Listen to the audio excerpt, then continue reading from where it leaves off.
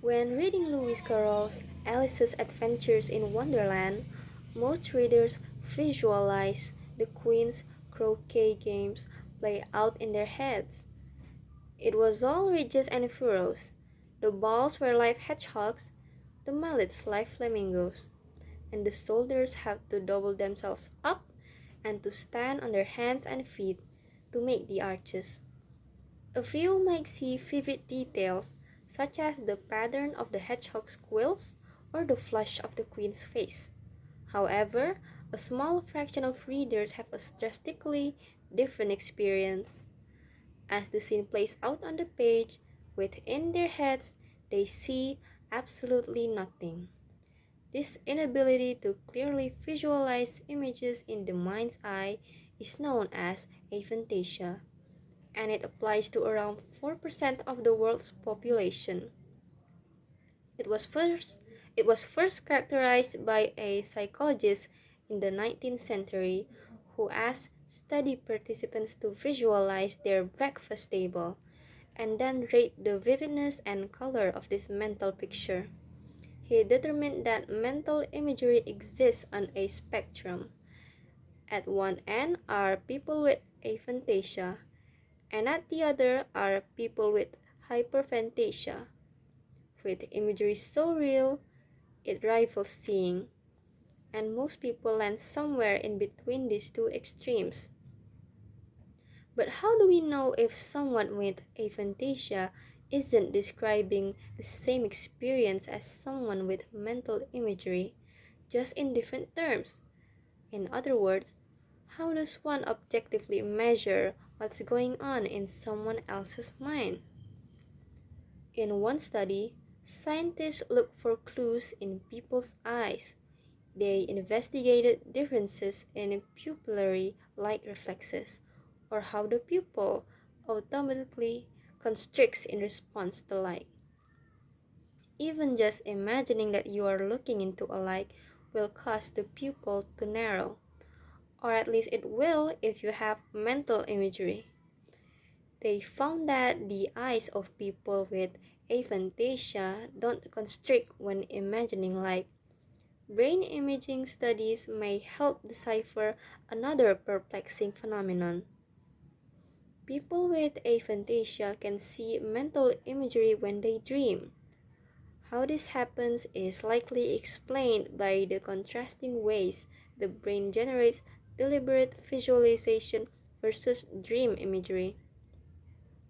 Typically, conjuring a mental image involves multiple brain regions and is sometimes referred to as a top-down process.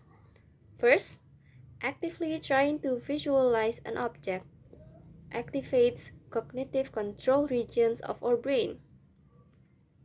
This then drives activity in regions of the brain associated with memory and vision, creating a mental picture. People with hyperphantasia tend to have stronger connections between these regions compared to those with aphantasia.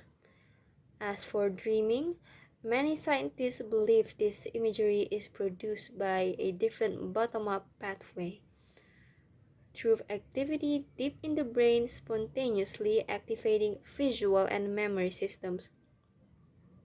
So, what causes the spectrum of mental imagery to develop? Aphantasia often runs in families, suggesting that the vividness of your mental canvas may be influenced by your genes. While most people with aphantasia have it their entire lives, some people can develop it later in life, often due to brain injury or psychological conditions. But in most cases, imagery extremes aren't considered disorders in need of treatment, but rather intriguing variations in human experience.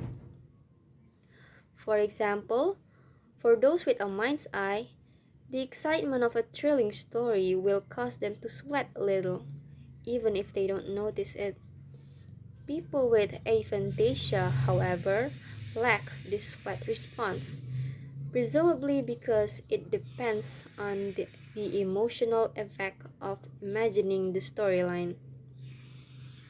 At the same time, scientists have speculated that aphantasia may be protective against certain mental health disorders, specifically those related to negative imagery like PTSD, though more research is needed.